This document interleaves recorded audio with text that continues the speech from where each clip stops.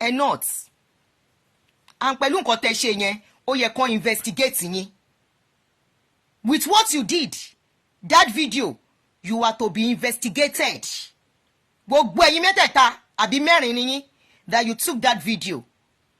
I don't know why they hurry to bury that lady. Nigeria láti máa ń sáré hurry láti bury yàn.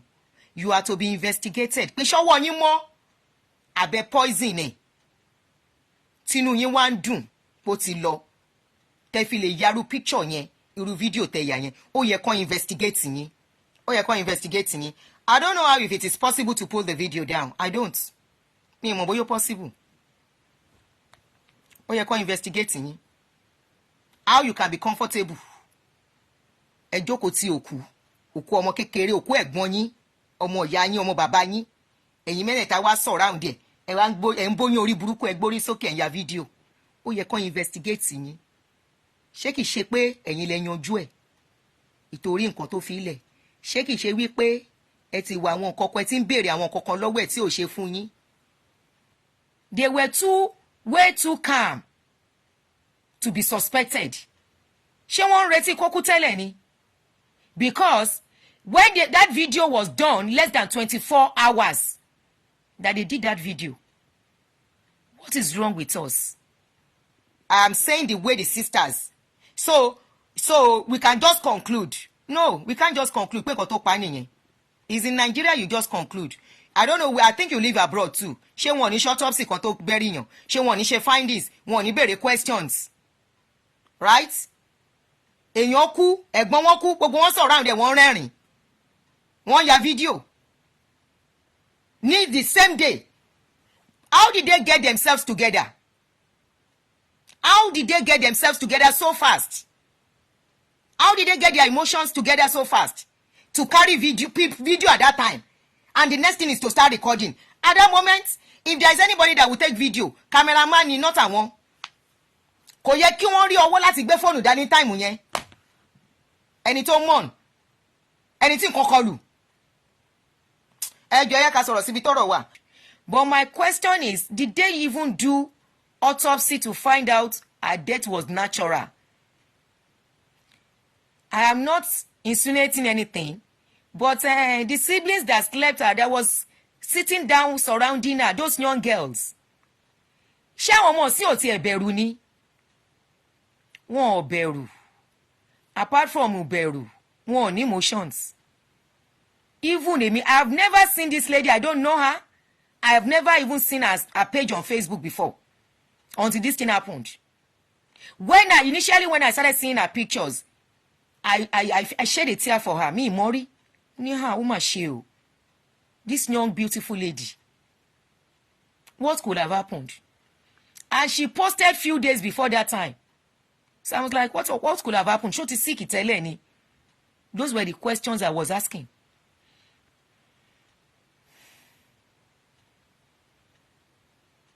And I saw the sisters sitting around, laughing. Wọ́n lè má laugh hysterically, but they were too calm. They were way too calm to be suspected. Ṣé wọ́n ń retí kó kú tẹ́lẹ̀ ni? Because when that video was done less than 24 hours that they did that video. What is wrong with us? What is wrong with us? Even this Oyinbo that you people want to start copying. When Oyinbo posts something of somebody like that, you will see that soberness. You will see the sadness. And most times, it is always done as a family thing. When did somebody crying? Ẹni tí ó rò pé òun fẹ́ kú tó dẹ̀ kú. Many of you that are doing this kind of nonsense, do any one of us wish wípé lọ́jọ́ kẹ́yìn wa tá bá ti dákẹ́ for our picture, irú picture bẹ́ẹ̀ yẹn, for it to be shared with the public? You might find this awkward, but to me it is not. I'm a realist, like I told you. I told my children, especially my daughter, that I know she's always in charge of things. Pé Ọlọ́run, nígbà bá máa dákẹ́ jẹ́ kí n dákẹ́ síbi táwọn ọmọ mi wà. I said I don't want Nigerians. I don't want a lot of people at my burial. My daughter said, Mommy, don't. I said, I have to talk about it. I said, the only people I want at my burial are you and few friends. And nobody should take my picture.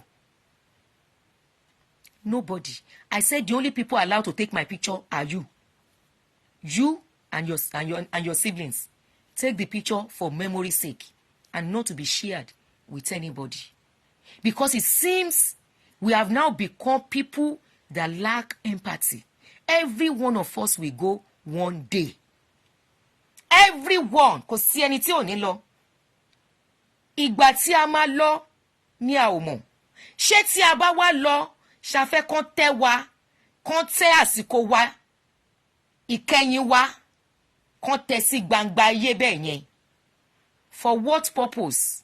For what reason? Yeah, she's a public person, but the dead deserve respect. They deserve privacy because at that moment they are vulnerable. They cannot talk anymore. But if they are given chance to talk, they will say, "Don't put me outside." I'm yet to see, except probably an old person. I am yet to see a young person that will say, "When I go, display me to the public. Let them say whatever they like to my corpse." What is wrong with us as a people? What are we becoming? Is it that these siblings are happy that this lady is gone? Because bó ṣe lọ, you will now take charge of your property. Àbí? Property tẹ̀yin máa lura yín pa sí lórí kìí ṣe pé. You are looking at what she left behind. That is why you are happy she's gone. That now you can take charge. That now you are in charge. You can walk anywhere you want in that house that she has left behind. But trust me, ẹ máa lura yín ṣe léṣe lórí ẹ̀tẹ̀ bá ṣọ́ra. Ẹni tó kọ́lé ti lọ. Ẹ̀yin kọ́ lẹ́kọ̀ọ́.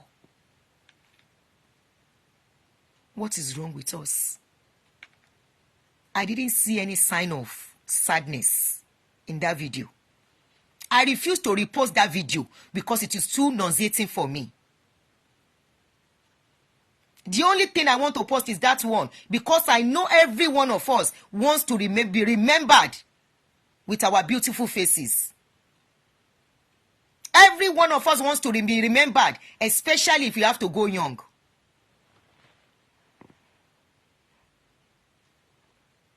We want to be remembered with our beautiful faces, not our vulnerable moments, not at our weakest. Social media is messing families up. I don't know whether you want to use it as a content creating or you want to use it as fundraising.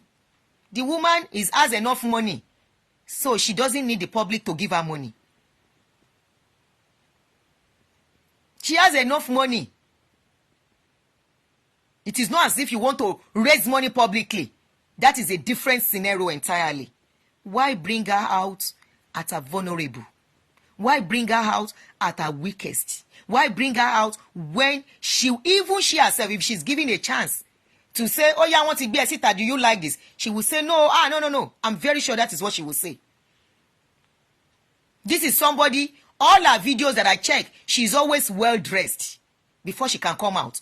That shows that is the way she wants to be.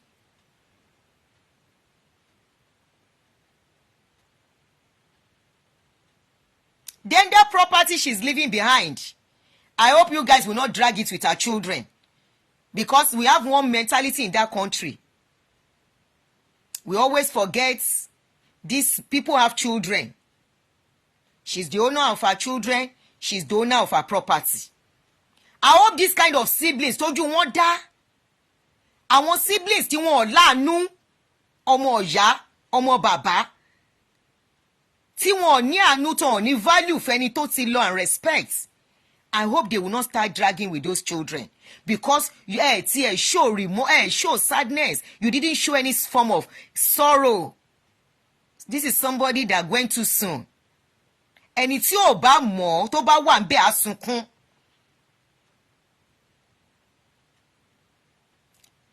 and you can comfortably lie beside her, taking videos, smiling stylishly. Ẹ̀yin tẹ́ ṣe léyìí, ṣé ẹ ní gbẹ̀rù lórí àwọn ọmọ ẹ̀? Because she worked for her children, not for you. And I hope she has a will. I hope she has a will. This is why when they tell people, once you start acquiring property and you have children, start writing your will. It doesn't mean you will go. But in case, is it that these siblings have been waiting for this guy, for this lady to go? Were they prepared? Because kini yóò pé 24 hours. Kò tí ì ṣe wípé bóyá ó ti pé 1 week. Kò tí ì ṣe wípé ó ti pé 3 weeks. Kò tí ì ṣe wípé bóyá ó ti pé 4 weeks. Within 24 hours, are you telling me you have gotten over that grief? That is supposed to be a grief. Dark moments, dark time, sorrowful time, sober time. Where you don't even know where your phone is. What is wrong with us since this advent of phone? That you have to record everything. And because you want to record her, ẹ wá ṣojú fúrú, ẹ ṣojú yín frẹ́n. You started recording. Where is your... You didn't even grieve that lady. You didn't even mourn her. You are not mourning her. Lose anything. Tẹni tó kú ló gbé. Now, this is a big lesson. Tó bá ti ní àwọn family bí ọ̀tá, má kú torí tiwọn. Má sáré àsápojúdé. Once you have a family that appears to you, if anything happens to you, most times, the people that feel it more are your children. Except you have a family who cares for you. Tẹ́ nífẹ̀ẹ́ ara yín. I'm very sure wọ́n ti ń lára ẹ̀ kó tó kú. Wọ́n ti ń lára lady yẹn. Now, they will go into her wardrobe and start wearing her clothes. People that can stay with her like that, wọ́n ti máa wo nǹkan tó fẹ́ kó nínú ẹrù ẹ̀. They will be looking at what they want to pick already. It's so sad. Very sad. What is wrong with us as a people? Stop picking your phones. Stop recording the dead and they are vulnerable. It's very wrong. Except they are old. Record old people. Your mother when they cry is okay with very old. But ask your mother before you do it. That will you want them to record them and put them on social media? Before you do it, put yourself that when you cry, would you want to be seen on social media with cotton wool in your nose and mouth, with the way they want to put you in the grave? Ask, do you want it? You yourself, do you want it? If you don't want it, then know that person that has spied will never want it too. Nobody wants that. Ẹ lọ kó gbogbo ẹrù ẹ kẹ́ bẹ̀rẹ̀ sí ń lò kẹ́yìn náà má wà lọ mọ́. Ẹ dájú as a family. Ẹ dájú ẹ nífẹ̀ẹ́ sister yín. And nobody should come and say we mourn differently. Nobody should come and say that nonsense. That we mourn differently. So all the sisters that were sitting down surrounding her, none of them could feel any grief for her. If you have to mourn differently.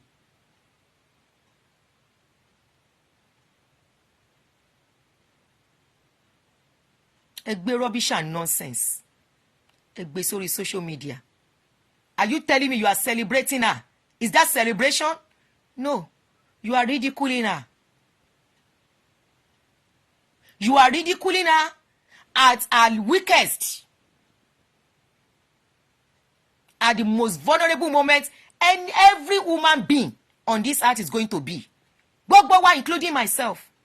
We are all going to get to that stage one day. Tí apá ò ṣe gbé mọ́, tí ẹsẹ̀ ò ṣe gbé mọ́. Gbogbo wa. Lama de stage yẹn.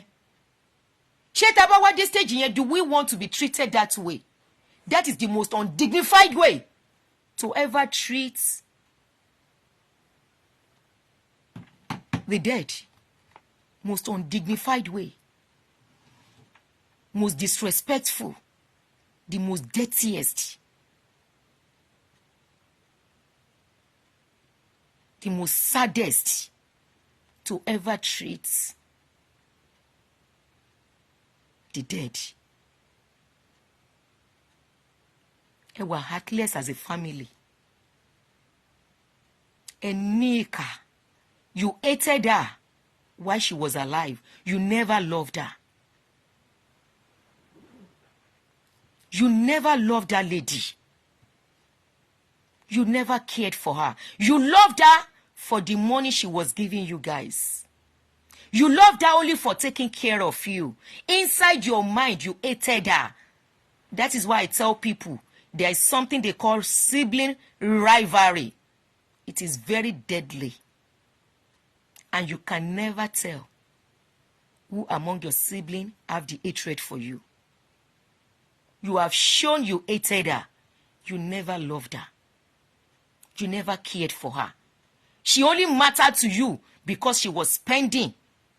She only mattered to you because you had accommodation in her house or whatever you are getting from her. You never loved that lady. Even the public love her more than you. I saw the way some people refuse to carry that dirty video you put out. Somebody like me will never repost such nonsense. No matter how much is going to go viral, I would never ever in my life post that kind of video. It's too undignified. Especially knowing that every one of us will go one day. Gbogbo wa la jẹ gbèsè. Tàdé máa lọ lọ́jọ́ kan. Stop recording people at their vulnerable. Either in hospital, the only condition you can record people in hospital is if you need fund for them. If you don't need fund for them, don't record people. If you record it, it's for your privacy. You don't know what is called privacy? For your eyes only. For the eyes of the family, or for there is a reason. It is not for social media.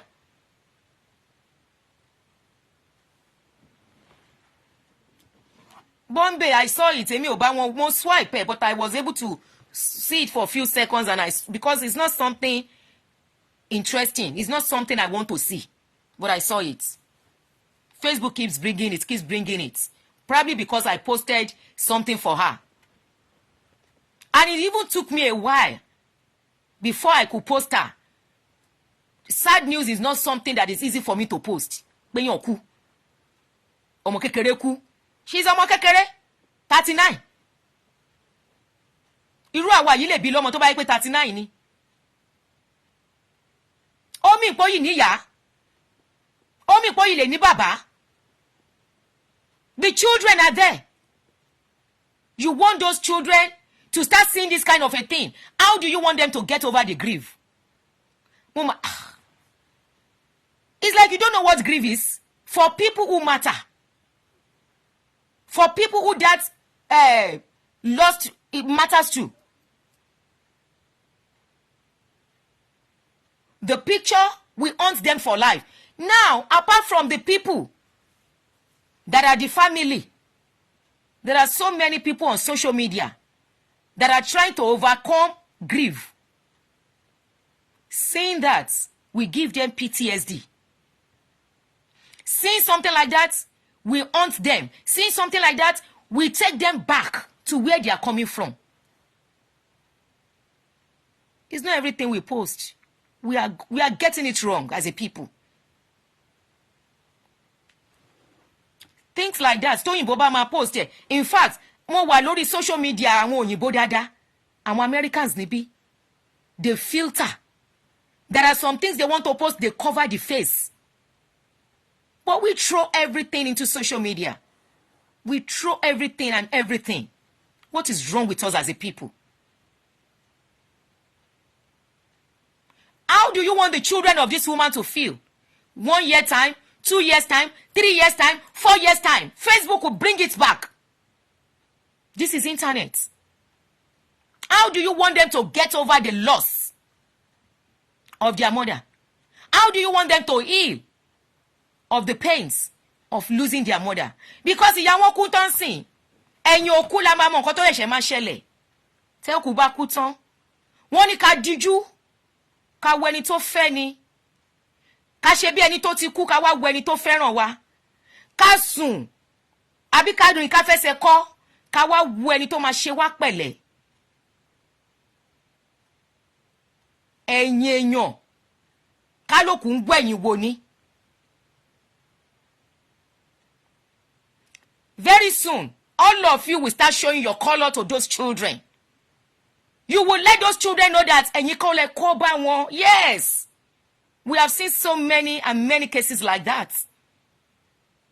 Ẹ máa jẹ́ kó mọ̀ wípé those, they don't matter to you. You may not even remember them anymore. They will still have to grasp, they will still have to grieve, they will still have to go through a lot to come to terms. Pẹ̀lú kú ìyá wọn. And you throw that nonsense in the public. Of what gain? Lẹ fẹ́ get. Benefit wo ló fẹ́ mú wá fún yín?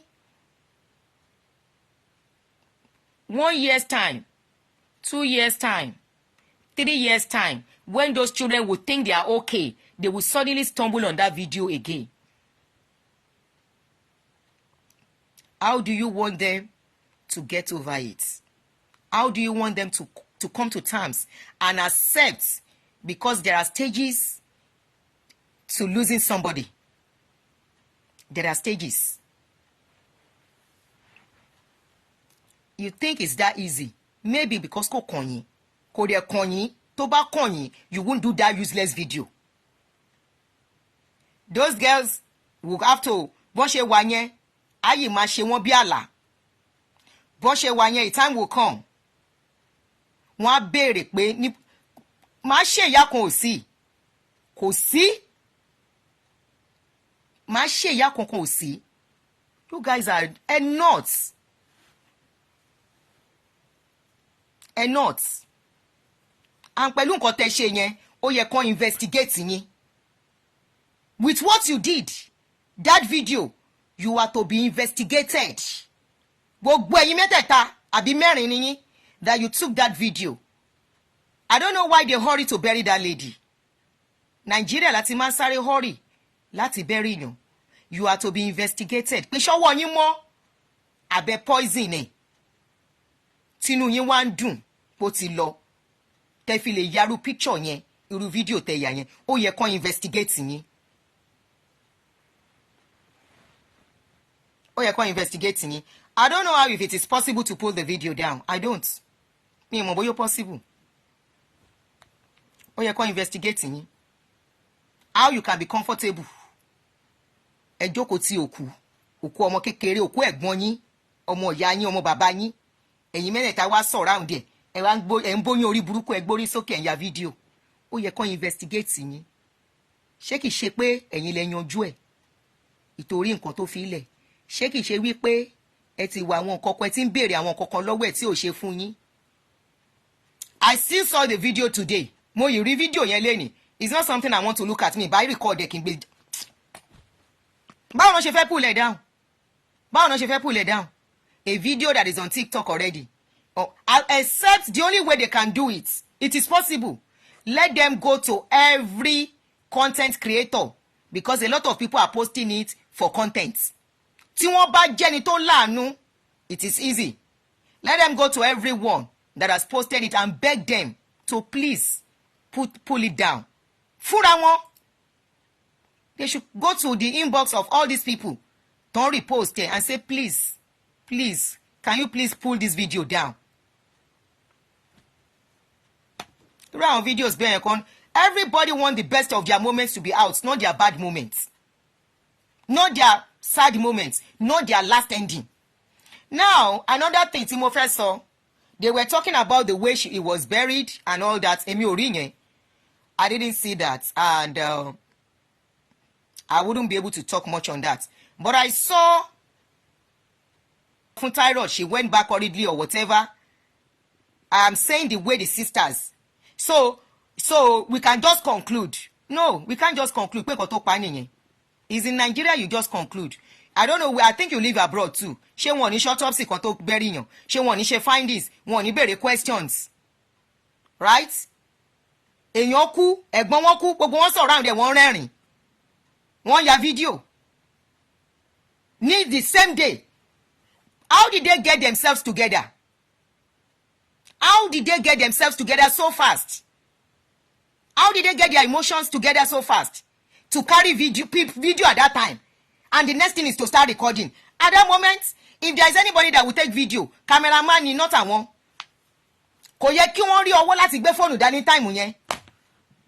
Ẹni tó mọ̀n. Ẹni tí nǹkan kọlù. Ẹ jọ̀ọ́ yẹ ká sọ̀rọ̀ síbi tọ́rọ̀ wà. I saw a clip where somebody was talking about that they buried her and rain is falling on top of her head. That they are supposed to cover the place. I don't know much about that. But one thing I know is that tabani pe kon cover yan, we pe burial ground. We follow so many myths in that country. This is what I want to correct. I want to correct this myth, this notion. Pe kon kole foku, kojo ma ba pa and all the rest. What is the essence of kon kole fun yen? I want to ask. What is the essence of pe ojo ma pa? I want to ask. I saw a clip talking about oye kan kọ́lé fún, oye kan bò, òjò máa pa. Ṣé wọ́n ti rẹ́ ibẹ̀ ni or what? Because immediately they cover her with the red sand and everything. They are supposed to quickly cement the place at least. So èmi ò fẹ́ rí nǹkan bẹ́ẹ̀ yẹn. So I don't know. Ṣé wọ́n cement ẹ̀ ni tán fi lójò máa pa? Tó bá jẹ́ wípé because or they are saying they should build something over burial ground níbí. They are open burial ground.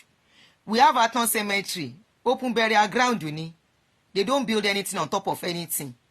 Building a house for Oku, building a this for Oku does not bring the Oku back, does not change the fact the person is gone. And gbogbo yẹn sẹ̀rẹ̀rẹ̀ ni. Nǹkan tí òkú bá ṣe ní ayé kó tó lọ, that is what matters more.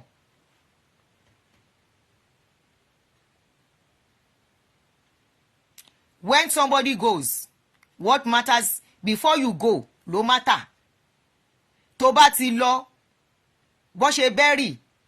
Of course, that person has to be honored. The last has to be honored and all that. Kàn ṣe dáadáa and all that. But I'm seeing that some people are fighting over whether they have to build. That is left for the family to decide. So I'm not going to talk about that. I am only pissed the way they made this the last moment of this lady. That is not for the public. That is the only thing I'm pissed about. I'm very pissed. And I'm very pissed at the younger ones. Ṣebili ẹ̀ náà sọ pọ́n sínsín. I'm very pissed at that. And that is why your deed will speak for you. What you are doing while alive is what matters. Once you are gone, and you can be gone at any time. We are too superstitious as a people. She was buried in her house. Okay. Ó dà bẹ́ẹ̀, ó dà bọ́n ṣe bury ẹ̀ sílé ẹ̀ yẹn ìtorí àwọn ọmọ ẹ̀ wọn ò lè rí ilé yẹn tà. It's good. Ilé yẹn ò lè ṣe é tà fún wọn.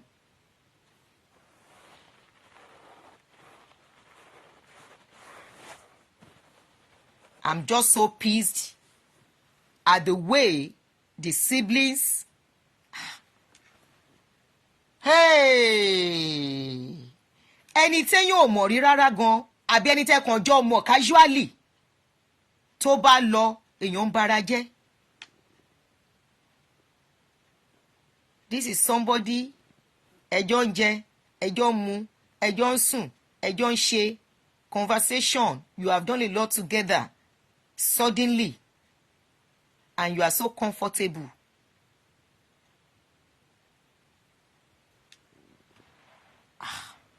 This will make me revisit that topic of sibling rivalry. That thing is so deep. Sibling rivalry. Àìmọye ìyá Hausa.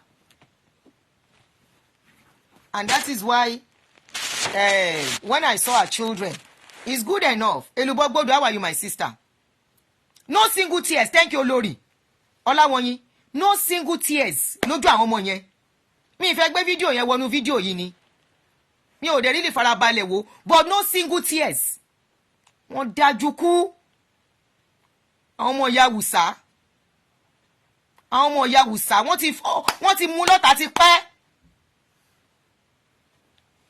Òun ló ṣe easy fún wọn láti gbé fóònù.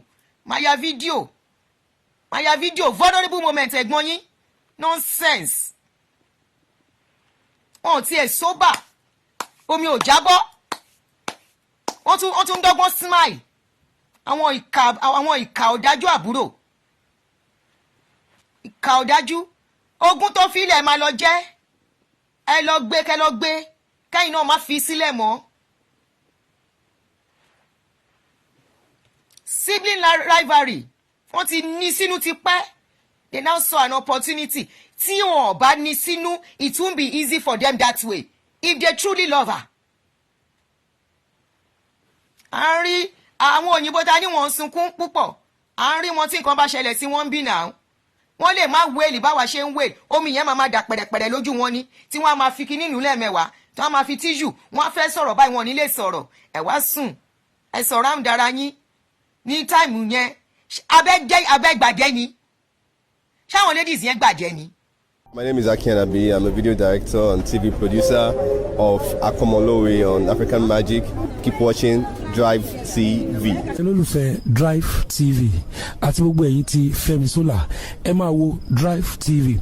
Keep watching Drivetv. My name is Wole Agba. Taking this time out to tell you all that you keep watching Drivetv. What drive ẹ̀wọ̀ ní ògo ẹ̀? What drive ẹ̀wọ̀ fulfilment? What drive ẹ̀wọ̀ bí tó o bá lọ? Ó ní iṣẹ́ rìn. Ibi ni kò máa wò. Drivetv. Thank you. Chloe. Drivetv. Driving you around the world.